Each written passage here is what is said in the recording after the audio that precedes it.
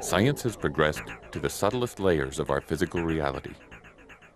We know that all we perceive as solid matter is indeed mostly space. The illusion of solidity, created by small particles dancing in intricate patterns at incredible speed. Variations in this dance create different forms of matter.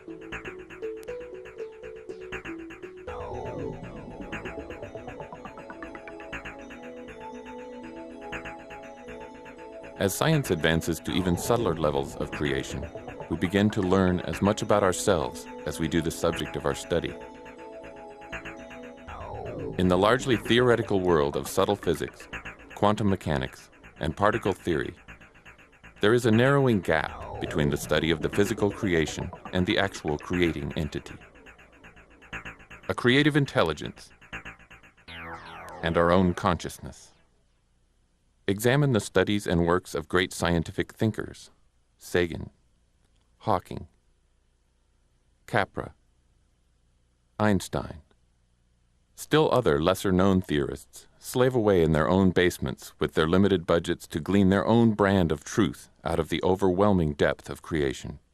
One such pioneer is Professor Stanley Kling, whose relationship theory states that human relationships are actually governed by identifiable natural forces and subatomic particles.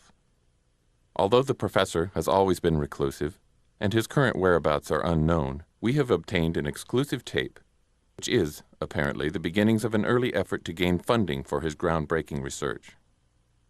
Welcome, I'm Professor Stanley Kling, and thank you for taking the time to review a synopsis of my theories, which I've been working on for, my whole life, more or less, pretty much.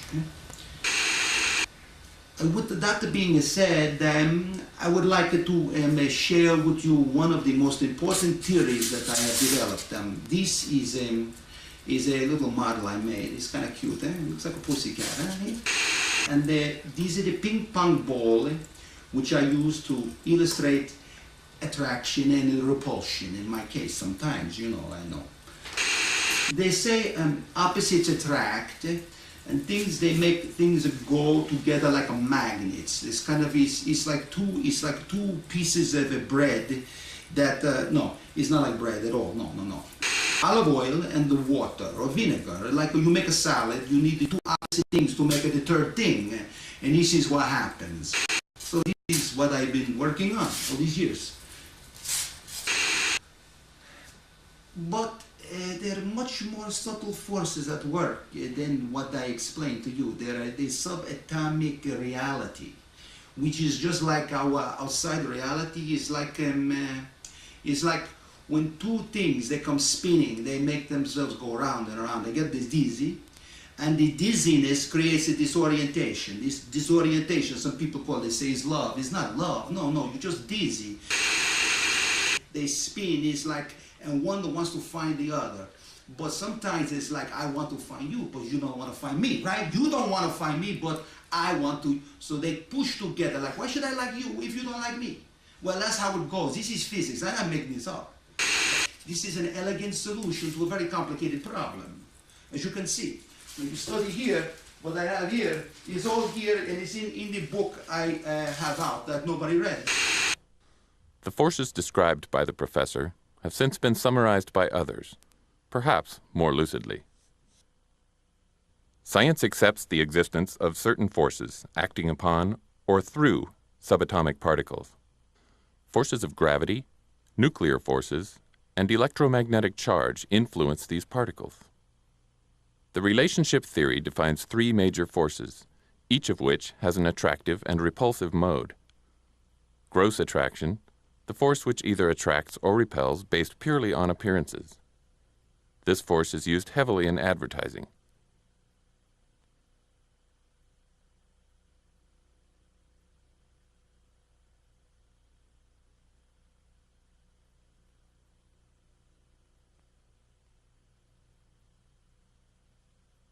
In many of these gross interactions, timing is critical. The subtle force, the force which either attracts or repels based on behavioral patterns. as in males attracted to females with generous maternal instincts.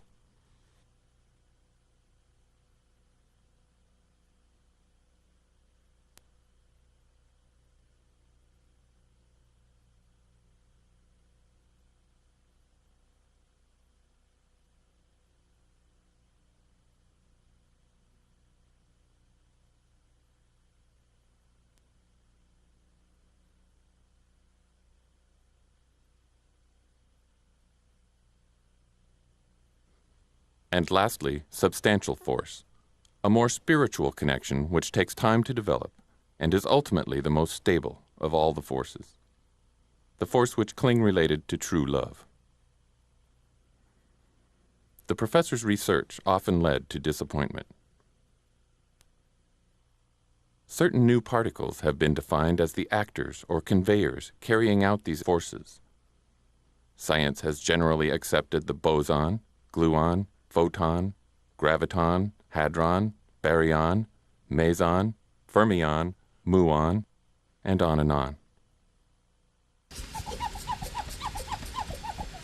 Now we have a new family of particles that may have more connection to our psychology than to our physical world. The bimboon. The bimboon wanders aimlessly for short-term bonds, rarely lasting for more than one night.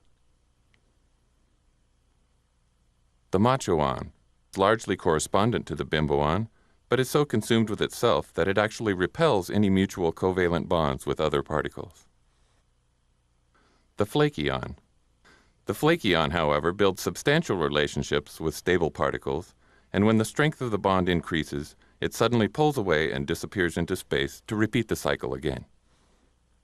The professor's obsession with exploring all interactions of these particles contributed to his demise in respected scientific circles. In fact, his challenged personal life may have led to some particle definitions that then pushed the conceptual envelope. Particles such as the keep on keepin' on. It's defined by Kling as not knowing when to get out of the hellish orbit they've been stuck in for what seems like an interminable and endless fate. Very often these particles cannot be defined separately from their counterparts because they enter what the professor called codependent bonds. And what of the fate of this pioneering thinker? Evidence suggests he used the new theories to actually develop control over relationships and disappeared from his unhappy existence along with the contributions from several research grants. Others say he simply found the missing element in his equations. It seems that the professor has become a mystery, just like the theories he proposed. Nothing quite provable, yet upon study we cannot help but feel some connection and innate understanding of these exciting principles.